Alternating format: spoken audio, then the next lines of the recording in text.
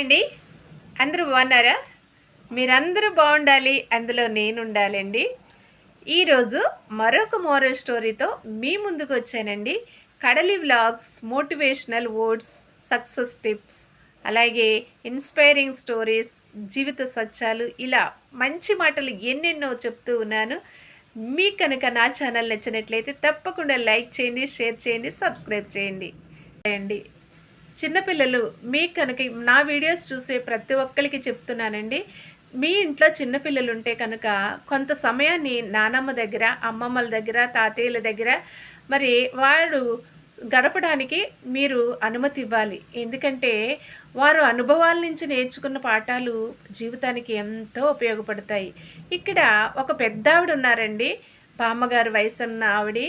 ఒక రోజు ఏమైంది అంటే బ్యాంక్ పని మీద బ్యాంకుకి వెళ్ళారండి. బ్యాంకుకి వెళ్ళినప్పుడు ఆ యొక్క క్యాషియర్ అంటూ ఉన్నాడు. ఏం కావాలండి బామ్మగారు అంటే, బాబు నాకు 10,000 రూపాయలు డ్రా చేసుకోవాలి, 10,000 రూపాయలు ఇవ్వి అని అంటే ఆ యొక్క క్యాషియర్ అంటున్నాడు, 10,000 రూపాయలకి మీరు బ్యాంక్ రావడం ఎందుకమ్మా, ఏటీఎం కార్డు ఉంటుంది కదా, ఆ ఏటీఎం కార్డులో తీసేసుకోండి అనేసి చెప్తున్నారు. నేను ఏటీఎం కార్డు మర్చిపోయాను బాబు, అందుకనే నేను క్యాష్ డ్రా చేసుకోవడానికి వచ్చానంటే, చాలా బిజీగా ఉన్నానమ్మా, నీకు 10,000 రూపాయలు క్యాష్ ఇవ్వాలంటే కనుక నాకు చాలా కష్టంగా ఉంది అనేసి చెప్తూ ఉన్నాడటండి.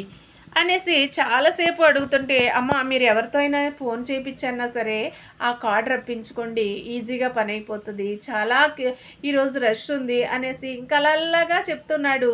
చెప్తుంటే ఆ పెద్దావిడికి ఒక ఆలోచన వచ్చిందంటండి, అనుభవంతో కూడినటువంటి ఆలోచన. బాబు నా అకౌంట్లో క్యాష్ ఎంత ఉందో చూడు అని చెప్పిందంటండి, చాలా ఆర్డర్గా.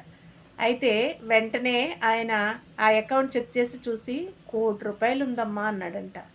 అయితే ఆ 1,00,00,000 రూపాయలు ఇచ్చేసే, నాకు 10,000 అయితే ఇవ్వనంటున్నావు కదా, 1,00,00,000 రూపాయలు డ్రా చేసేసుకుంటాను ఇచ్చేయంటే, అమ్మో ఇప్పుడు అంత పెద్ద మొత్తంలో క్యాష్ సర్దుబాటు చేయాలంటే కొంచెం కష్టమవుతుందమ్మా అని అంటే, నువ్వెంత సర్దుబాటు చేయగలవు అని అడిగిందంట. 10 లక్షలు ఇవ్వగలను అన్నాడు. అప్పుడు టకటక వెంటనే అక్కడ ఫామ్ ఫిల్ చేసేసి విత్డ్రా ఫాము వెంటనే ఇచ్చేసి, నాకు 10 లక్షల రూపాయలు ఇవ్వి అని అన్నదంటండి. వెంటనే సచ్చినట్టుగా ఇచ్చేసాడంటండి 10,000 రూపాయలు, 10 లక్షల రూపాయలు. ఆ 10 లక్షల రూపాయలు తీసుకుని వెంటనే టకటక 10,000 రూపాయలు కౌంట్ చేసుకుని, మిగతాయి 9,90,000 రూపాయలు మళ్ళీ ఇచ్చేసి, మళ్ళీ ఫామ్ ఫిల్ చేసేసి ఈ డిపాజిట్ చేసుకో అని చెప్పేసి వెళ్ళిపోయిందంటండి. చూసారండి ఆవిడ అనుభవం. ఆవిడ చాలాసేపు ఆర్గ్యుమెంట్ చేశాడు కానీ ఆవిడ పని అవ్వలేదండి. ఆవిడకి తళుక్కుమని ఒక మంచి ఆలోచన వచ్చిందండి. ఇలాంటి ఆలోచనలు అనుభవంతో కూడినటువంటి ఆలోచనలు. మనం ఎక్కడ ఇబ్బంది పడకుండా మన బామ్మలేంటి, తాతయ్యలు, అమ్మమ్మలు, నానమ్మలు మనకి ఎన్నో పాఠాలు నేర్పిస్తూ ఉంటారు.